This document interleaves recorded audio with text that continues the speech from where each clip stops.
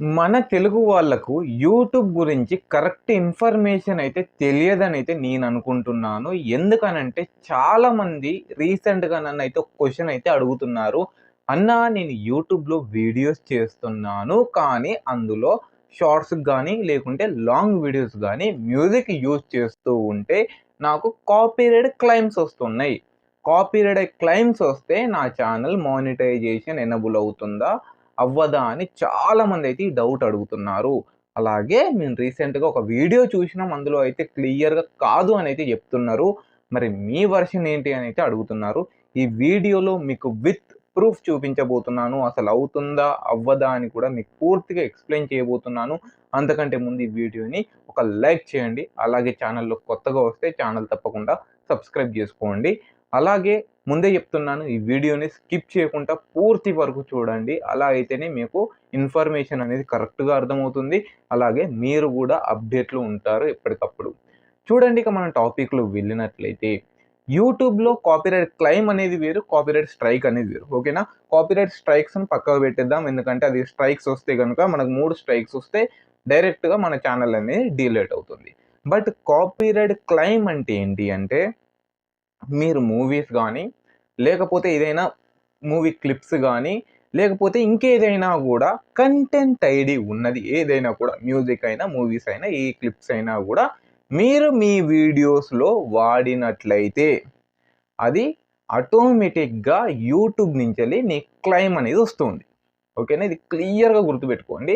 Content ID ఉంటే యూట్యూబే నువ్వు upload చేసిన వెంటనే నీకు క్లెయిమ్ అనేది పంపించడం జరుగుతుంది. మరి క్లెయిమ్ రాగానే మన ఛానెల్‌కి ఏమైనా ఎఫెక్ట్ అవుతుందా అంటే, ఒకవేళ కొన్ని క్లెయిమ్స్ అయితే ఎఫెక్టెడ్ అయితే ఉంటాయి. ఆ క్లెయిమ్స్ వచ్చినప్పుడు నువ్వు వాటిని వీడియోని డిలీట్ చేసుకోవాలి. కానీ మీరు మ్యూజిక్ లాంటివి ఇవి వాడినప్పుడు నాట్ ఎఫెక్టెడ్ అని మనకు కనిపిస్తుంది. ఓకేనా? మెయిల్ గూడా వస్తుంది.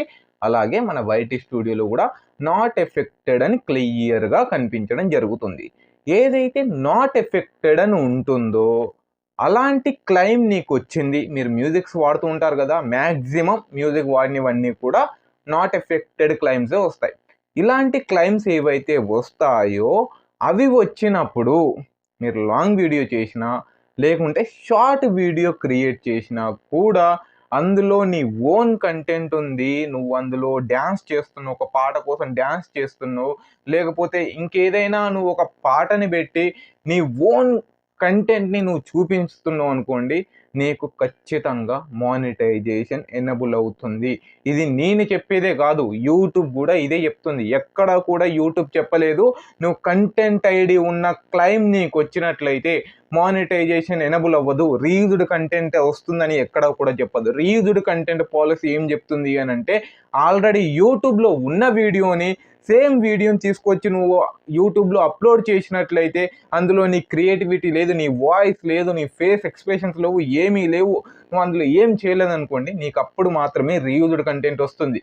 కానీ క్లెయిమ్ వచ్చిందనుకోండి, అందులో నీ ఓన్ కంటెంట్ ఉన్నట్లయితే, అది లాంగ్ వీడియో అయినా, షార్ట్ వీడియో అయినా, మళ్ళీ మళ్ళీ చెప్తున్నాను గుర్తుపెట్టుకోండి. చాలామంది మీకు తప్పుడు ఇన్ఫర్మేషన్ అయితే ఇవ్వచ్చు. అందుకోసమే మీకు ఇందులో క్లియర్ ఎక్స్‌ప్లనేషన్ అయితే చెప్పడం జరుగుతుంది. ఓన్ కంటెంట్ ఉన్నట్లయితే కాపీరైట్ క్లెయిమ్ ఉన్నా కూడా మీకు మానిటైజేషన్ అయితే ఎనేబుల్ అవుతుంది. అలాగే ఒకవేళ మీకు ప్రాబ్లమ్స్ రావద్దు అంటే మీరు డిస్క్రిప్షన్‌లో దాని గురించి పూర్తిగా రాసి పెట్టాలి. అలా అని నేను గాదు, యూట్యూబ్ చెప్తుంది. ఇక్కడ మీకు క్లియర్‌గా స్క్రీన్ షాట్స్ చూపిస్తున్నాను చూడండి. నేను యూట్యూబ్ టీమ్‌తోని మాట్లాడింది. వాళ్ళతోని నేను మాట్లాడిన తర్వాతనే మీకు క్లియర్‌గా నేను ఎక్స్‌ప్లెయిన్ చేస్తున్నాను. లేకుంటే నేను కూడా నేను ఆల్రెడీ కొన్ని ఛానెల్స్ మానిటైజ్ చేయడం జరిగింది. కాపీరైట్ క్లెయిమ్స్ ఉన్నా కూడా. కానీ నేను చెప్తే మీరు నమ్మడానికి నేనంత పెద్ద తోపు యూట్యూబర్ కాకపోవచ్చు. అలాగే నేను చెప్పిందల్లా నమ్మాలని మిమ్మల్ని బలవంతం గూడా నేను చెయ్యను. కానీ మీకు ప్రూఫ్ చూపించినట్లయితే మీకు గూడా అర్థమవుతుంది. ఏది నిజమో, ఏది అబద్ధమో అని మీరు గూడా తెలుసుకుంటారు గాబట్టే నేను యూట్యూబ్ టీమ్ వాళ్ళతోని చాట్ చేయడం జరిగింది. అందులో క్లియర్‌గా మీకు చూడొచ్చు ఇందులో. వాళ్ళు ఎక్స్‌ప్లెయిన్ జేశారు. రీయూజ్డ్ కంటెంట్ అలాగే కాపీరైట్ కంటెంట్ ఐడీ ఉన్నది రెండు కూడా డిఫరెంట్. రీయూజ్డ్ కంటెంట్ అనేది దేనికొస్తుంది? ఆల్రెడీ యూట్యూబ్‌లో ఉన్న వాటికి మాత్రం అప్‌లోడ్ చేస్తే మాత్రమే రీయూజ్డ్ కంటెంట్ వస్తుంది. నేను చెప్పిందల్లా ఇక్కడ వాళ్ళు క్లియర్‌గా మనకు మెన్షన్ చేయడం జరిగింది. నేను వీడియో చేయడానికి కోసమే నేను ఈ క్వెషన్ అడుగుతున్నాను కూడా వాళ్ళని అడగడం జరిగింది. వాళ్ళు మనకు క్లియర్‌గా మనకు చెప్పడం కూడా జరిగింది ఇన్ఫర్మేషన్. మీరు చూడండి, ఇందులో ఎక్కడా కూడా మీకు కాపీరైట్ క్లెయిమ్ ఉంటే రీయూజ్డ్ కంటెంట్ వస్తుందని ఎక్కడ కూడా వాళ్ళు చెప్పలేదు. నేను మళ్ళీ అడిగాను. మరి రీయూజ్డ్ కంటెంట్ వస్తుంది అని అంటున్నారు కొంతమంది. కాపీరైట్ క్లెయిమ్స్ ఉంటే మరి నిజమేనా? ఇది రాదా అంటే అస్సలు రాదు. క్లెయిమ్స్ అనేది వేరు.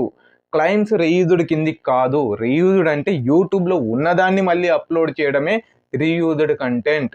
క్లెయిమ్స్ అనేది పూర్తిగా డిఫరెంట్. అది ఓన్లీ కంటెంట్ ఐడి ఉన్నది కాబట్టి వస్తుంది. ఆఫ్టర్ మానిటైజేషన్ మాత్రమే ఒకవేళ మీకు ఎర్నింగ్ కావాలి అంటే మాత్రం కాదు. అది మొత్తం గూడా ఎవరైతే ఓనర్ ఉన్నాడో వాళ్ళకు మాత్రమే ఆ ఎర్నింగ్ మొత్తం గూడా పోతుంది. ఓకేనా?